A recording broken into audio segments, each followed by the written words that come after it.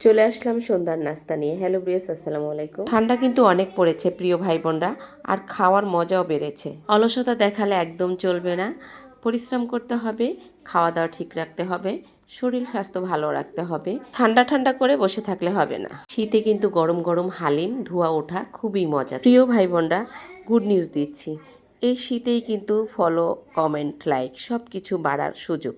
কেননা এখন এই শীতে মানুষে একটু রেস্টে আছে, ল্যাপের নিচে বসে বসে শুয়ে শুয়ে সবাই ফেসবুক চালাচ্ছে। গরমের তুলনায় শীতে একটু বেশি ঘাটাঘাটি করে মানুষ। আমাদের নতুন নতুন ভিডিও তৈরি করতে হবে, মনোযোগ দিয়ে কাজ করতে হবে। অলসতা করলে একদম হবে না।